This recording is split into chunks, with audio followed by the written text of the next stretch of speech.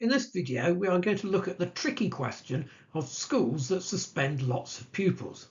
By suspend, I mean what used to be called a fixed term exclusion, where a pupil is sent home for usually a day or two following some form of incident or prolonged bout of poor behaviour. There is certainly a belief out there amongst our schools that suspension is a worthwhile tactic. But does it work? And for whom? The DfE publishes data on suspensions and permanent exclusions for every state-funded school. I'm going to focus on the suspension rate in secondary schools, which is measured on a termly basis, and I'm using the autumn 2022 data for secondary schools.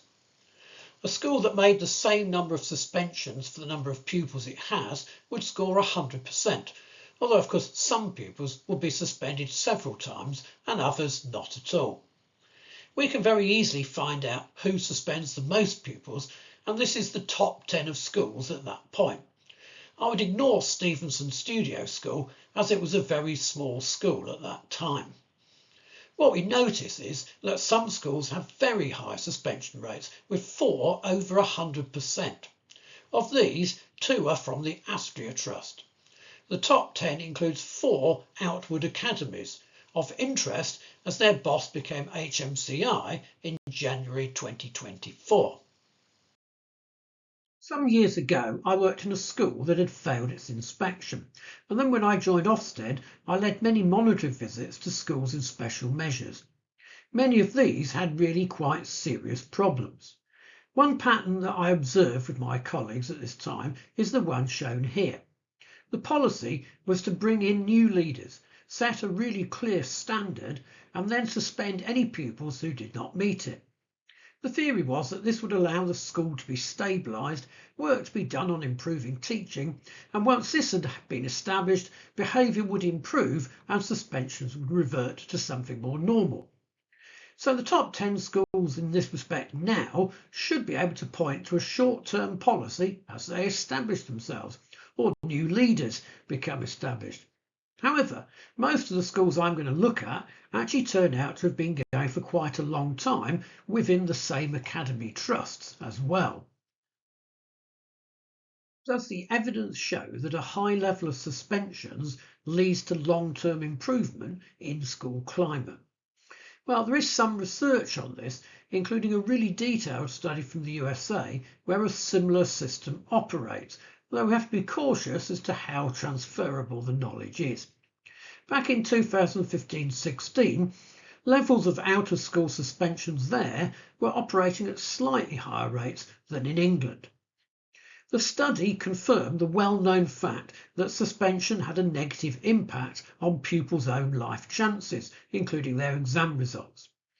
It also found that being suspended once increased the chance of a pupil being suspended again, so the deterrent impact is not clear. More importantly, perhaps, at a school level, the study did not find any evidence that more exclusionary discipline improved students' or teachers' perceptions of classroom or school climate. Well, you can see some of the conclusions from the report here on this slide. So let's just put the theory and the evidence to the test. We can look at what the highest suspending schools were in autumn 2017 before COVID, and they should now be down to acceptable levels, shouldn't they, according to the old theory. In that term, 9 of the top 20 secondaries were outward academies. That looks more like policy than coincidence.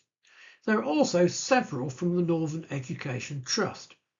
It is interesting that almost all of these schools were in the north of England. You might also wonder why I've picked the autumn.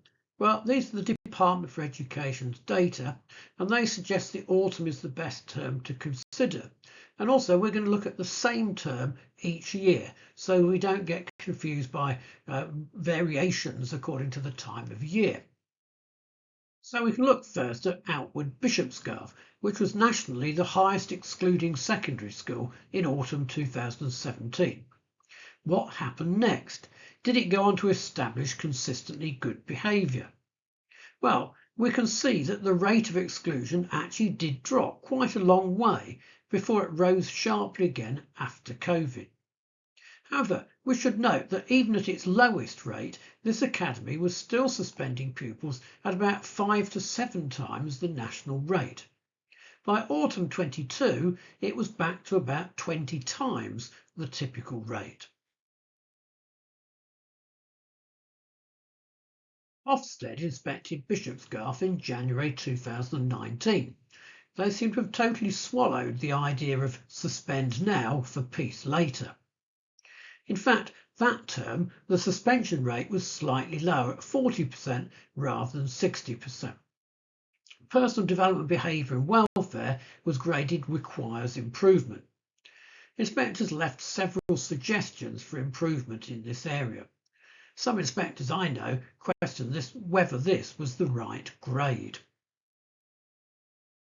Another trust with multiple entries in the 2017 list was the Northern Education Trust. Their highest excluding school was then the North Shore Academy. How has it performed compared to Bishopsgarth? Well, we can see that suspensions dropped sharply here as well, and actually reached a low of 6.3%. Still worse than average, but only around 2 percentage points above it. Then this academy experienced the COVID effect of increased challenges. By autumn 2022, it had experienced a sharp increase, but nothing like that we saw at Bishopsgarth. In July 2021, North Shore was inspected by Ofsted, who commented that behaviour in lessons was exemplary. Well, at that point, suspensions were well above average, but were not mentioned. Maybe that had an effect on behaviour in lessons. Back in October 2018, Ofsted commented that leaders' actions and high expectations of pupil behaviour are now leading to substantial reductions in the number of exclusions. Well, yes, but that term they were still about 7 times higher than normal. Even if we take the example of the flagship Outward Grange Academy itself, we find a high level of suspensions compared to nationally, though nothing like the rate of the other academies. Here the rate was as low as 6.1% a few years ago, but has since crept up and has been over 10% for the last 3 years. At the time of writing, this academy has not had an inspection in 12 years, so one is due. For my next analysis, I decided to select all the academies in Northern Education Trust and in Outward as of autumn 2017 and to track them on average across the period. I've only tracked the average of all the schools, so I have not weighted the score to allow for some academies being bigger than others. So this is the average of the averages, but still interesting. If we look at Northern first, we can see this started at a very high level, over 60%, and reached a low of 17 just before COVID started. After 2 further autumns at that level, it rose again in autumn 2022, national pattern of course. The pattern for Outward is actually quite similar, though it took longer to fall and went up again sooner than Northern did.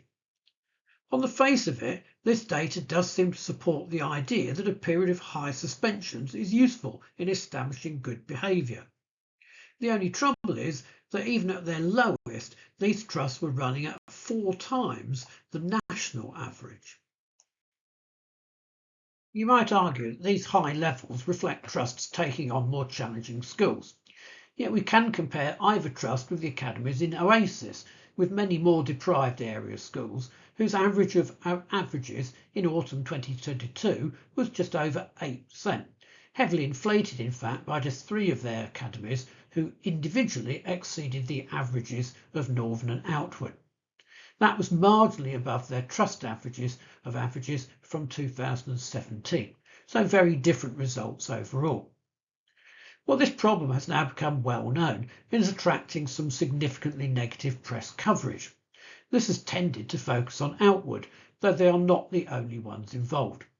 One of the schools depicted here is an Astria one, with the press covering parental complaints about suspensions. It makes good copy. And there's the other problem of off-rolling, of course, which can be done in subtle ways.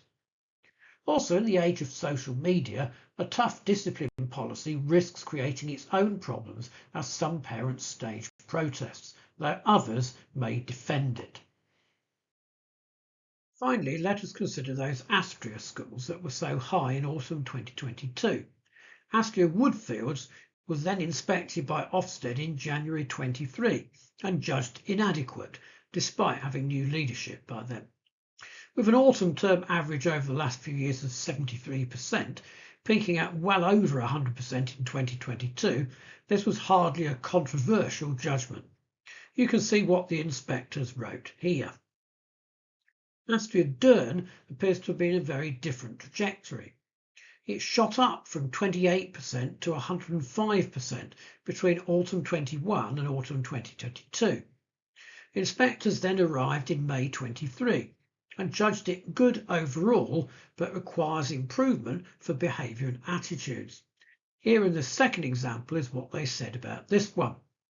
The inspectors seem to have swallowed the traditional line: raise standards of behaviour, suspend some pupils so they get the idea and things will be better. No comment was made about how far the suspensions had actually gone, 105%. Even without national comparator data to hand for the previous term, they should have realised this was somewhat unusual.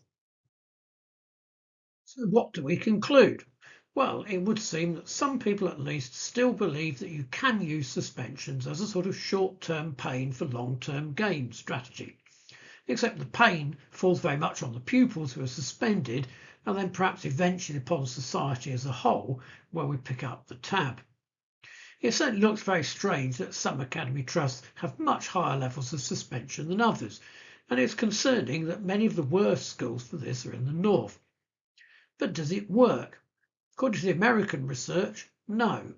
According to our data in England, probably the best you can say is very unconvincing, and in some cases clearly not. However, it does seem it is possible to convince Ofsted in the short term, and you can still get an outstanding rating even with a suspension rate 5 times the national average. But can you sustain it? Well, thanks for watching this little video, and don't forget to press the like and that sort of button as well. Contact me if you'd like to know more about my work in education and schools. More information is on the River Education Services website, or you can email me about your needs. I work at every scale, from small primary schools to academy trusts and overseas government inspectorates, and you can contact me for a chat.